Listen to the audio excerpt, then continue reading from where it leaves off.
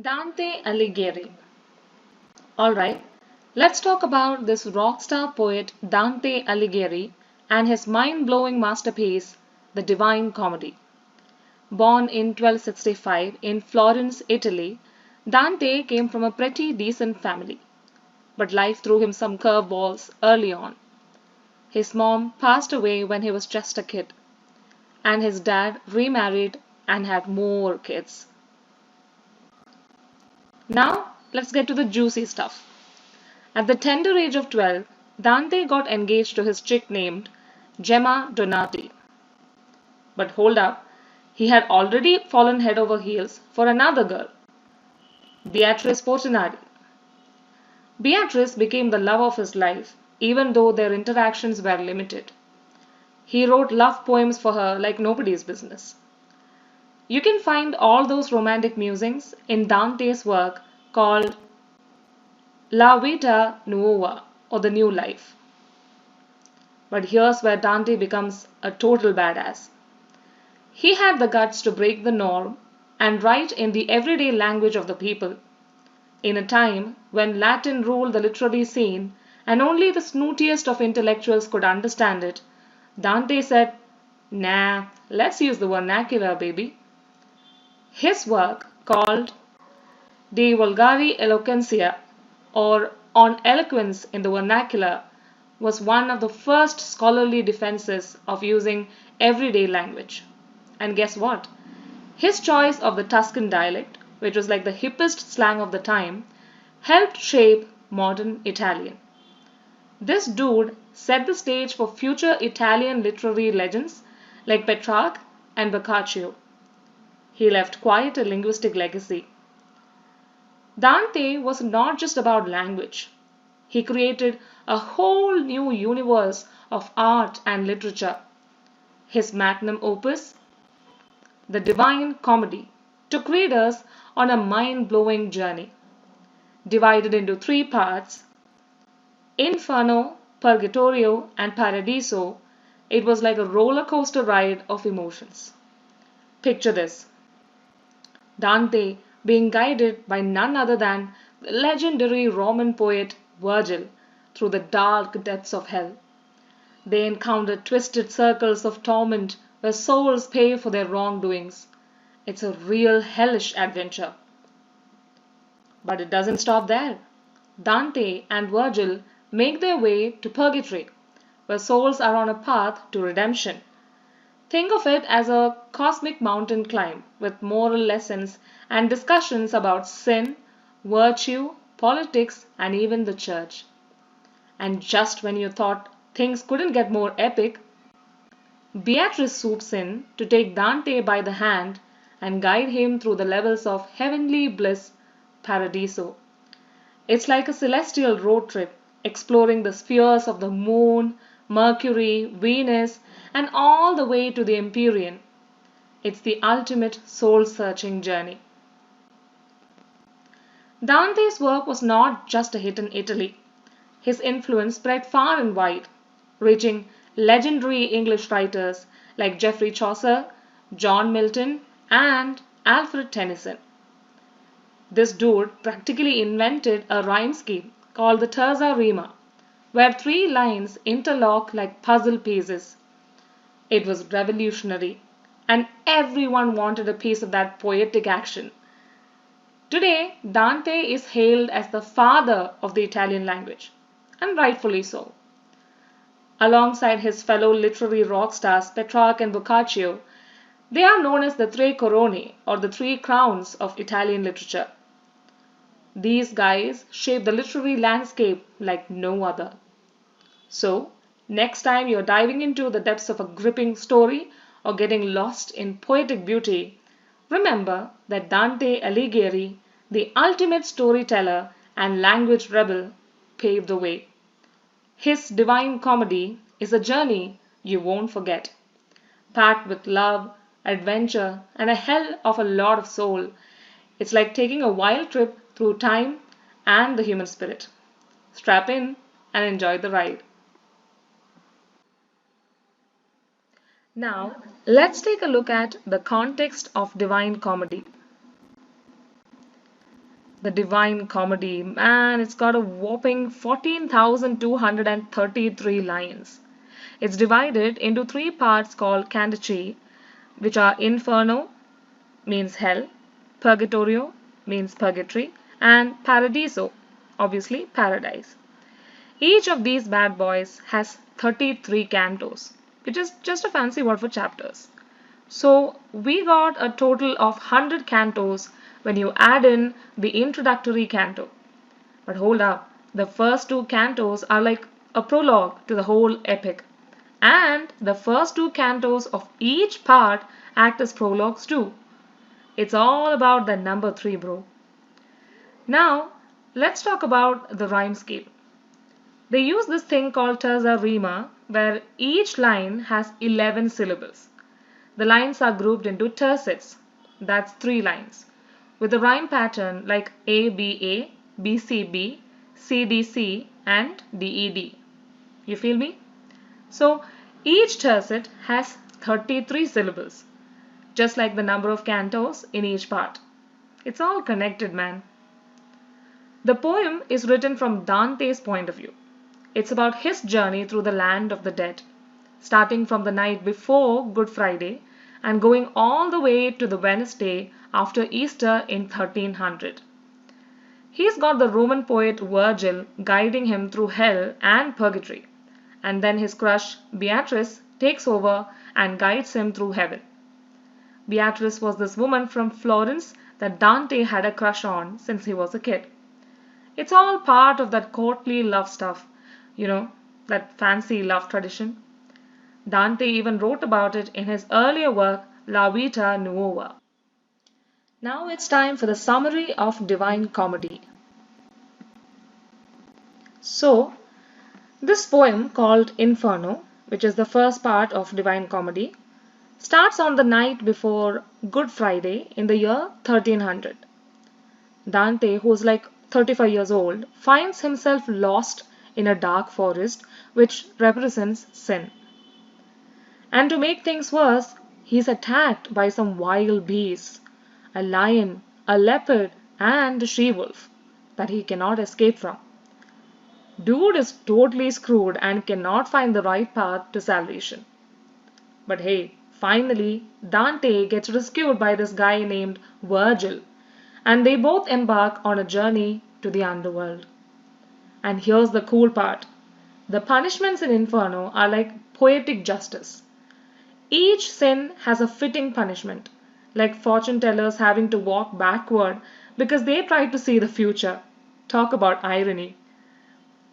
Allegorically, Inferno represents the Christian soul seeing sin for what it really is. The three beasts Dante encounters represent different types of sin, and the punishments in hell are divided into different circles, each representing a specific sin. You got the upper hell for indulgence, circle 7 for violence, and circles 8 and 9 for fraud and treachery. After surviving hell, Dante and Virgil make their way to the mountain of purgatory. This place is on an island and was formed when Satan fell and created hell. That kind of rhymes. The mountain has 7 terraces, each representing a deadly sin. But here's the twist. The sins are based on motives, not just actions. It's more about why you did something rather than what you did. Love plays a big role in Purgatorio. It can be pure and good, but it can also be twisted and sinful. So, Dante explores different examples of love and how it can go wrong.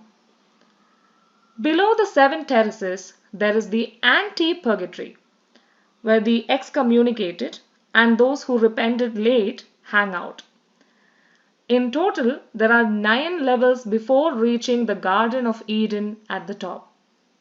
Allegorically, Purgatorio represents the Christian life and the journey from sin to grace. It's like a cleansing process. Dante arrives on Easter Sunday, which is a big deal since it represents redemption and the conversion of his soul. Now, after all the crazy stuff in hell and purgatory, Dante enters heaven with his guide Beatrice. In heaven, there are 9 celestial spheres, each representing a virtue. The first 7 spheres focus on the cardinal virtues like prudence, fortitude, justice, and temperance. Each sphere shows examples of these virtues and also the absence or deficiency of them. As Dante goes through the spheres, he meets some big short saints like Thomas Aquinas and Saint Peter. The Paradiso is more theological than the other parts of the Divine Comedy. Dante admits that what he sees in heaven is limited to his human perception, so it's his personal vision of heaven. Overall, the Divine Comedy is a wild ride through hell. Not just hell, but purgatory and heaven as well, and is filled with punishment, self-reflection, and redemption. Dante really takes you on a journey, man. Alright, now let's take a look at Giovanni Boccaccio. Giovanni Boccaccio was an awesome Italian poet, writer, and scholar who lived from 1313 to 1375. His most famous work is the Decameron, which he finished up by 1353. In this book, he tells 100 tales through 10 characters, covering all kinds of everyday life stuff. And get this, he also gives a vivid description of the Black Death, which hit his hometown of Tuscany real hard. Now, what makes Boccaccio cool is that he didn't write in fancy Latin like most people back then. He wrote in the Tuscan language along with other famous dudes like Dante Alighieri and Petrarch. They helped make Tuscan a legit language for poetry. Later on, Boccaccio focused more on Latin and classical literature. He wrote a genealogy of Roman and Greek mythology and even a biography of Dante. The guy was a true scholar. The Decameron.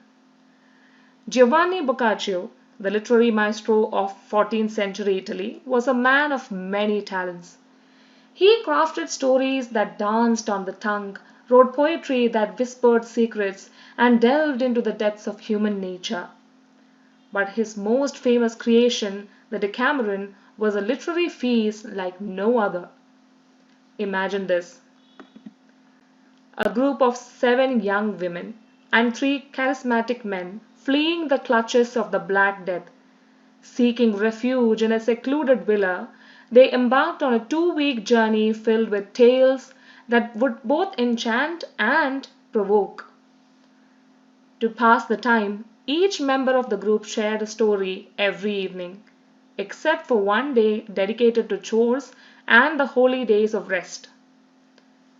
And so, over the span of 14 nights, they wove a tapestry of 100 stories. Now here is where the magic truly lies.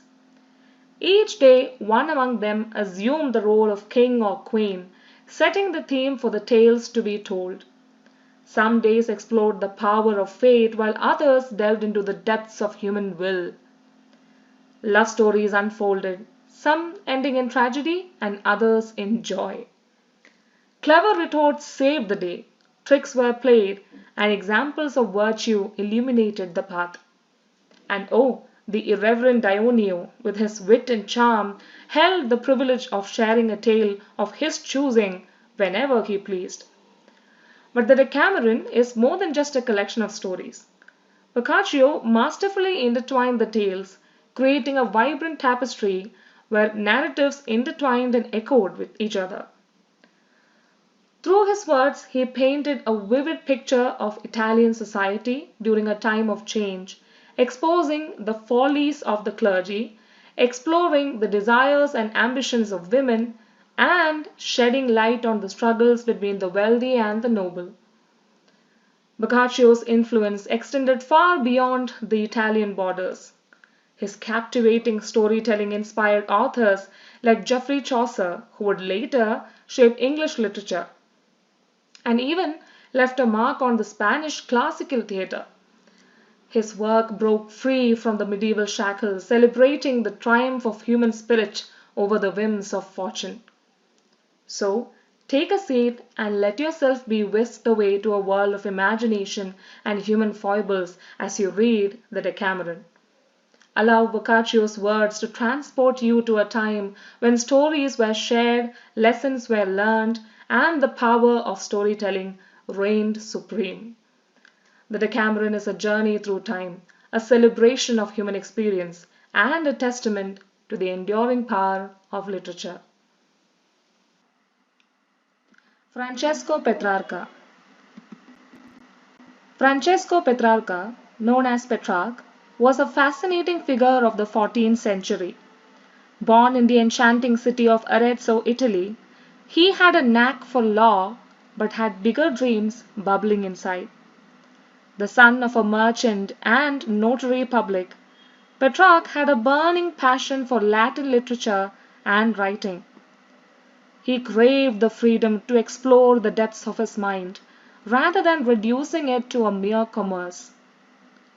In the summer of 1327, in the beautiful town of Avignon, fate threw Petrarch into the path of a woman named Laura de Novis. And oh, did she captivate him! Petrarch's heart danced to the rhythm of her presence, and his love for her became the muse of his life. For over 4 decades, he poured his emotions onto parchment, crafting 366 heartfelt poems, sonnets, and songs in a collection known as Rhymes Sparse or Scattered Rhymes. These verses encapsulated his unattainable love for Laura and the bittersweet melodies of his soul. Petrarch's impact went beyond matters of the heart. His rediscovery of Cicero's letters sparked a literary revolution, igniting the flame of the 14th century Italian Renaissance.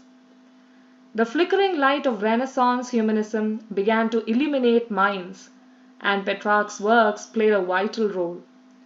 The Italian language itself underwent a transformation thanks to the influence of Petrarch, Giovanni Boccaccio, and Dante Alighieri.